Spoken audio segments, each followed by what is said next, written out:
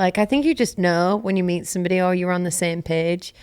And what I like about this guy is like, I don't have to wonder. He doesn't make me ask. And it's very recent. So by the time this is posted, we could be over. And I'll be like eating my words. But right now I'm just kind of enjoying that feeling of like, just feeling kind of safe and comforted in the fact that I think it just validates me that I'm enough. I am like worth being with, which I think coming off the back of that breakup for a long time, I just felt like, well, obviously I'm a really horrible person. If someone just did that to me after 10 years, how do you trust anyone?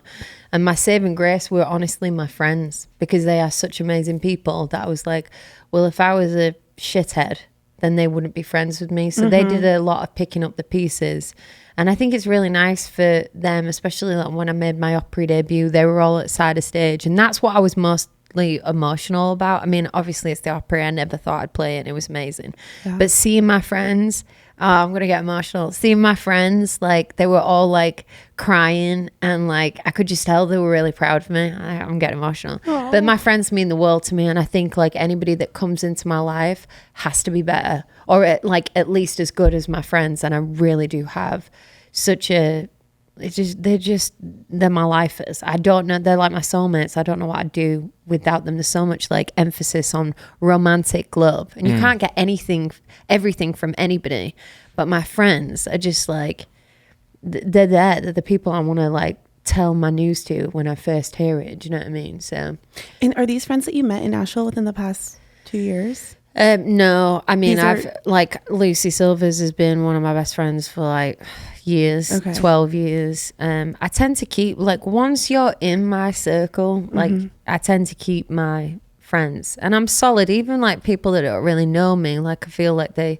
tell me their life story and I will always like help anyone out. And I think especially coming from the UK and feeling sometimes like I'm alone, because I know everybody feels like that, but you really do feel like alone when you first get here. You're like, despite having loads of friends, you're like, because I don't want to ever be a burden on people, but so I know that feeling. So I always try and like, if someone new is coming into town, I'm like, oh, you should do this or you should do that, and try and like connect people, because that's what people did for me, and that's one of the things I just love about this town. Yeah, you know, I've just been in New York and I was like, I can't live here. No, we can't either. We feel the same way. Definitely not. Everyone's just like that walk that everybody has. I'm like, oh no, it's too much for me. Like it's like heads down, AirPods in, don't talk to me. No smiles. No. Yeah, it's like London. I lived in London for like 18 years and kind of grew up there, and it's fun while you're young, but then when you like, you just crave more when you're older, because you realize life is like just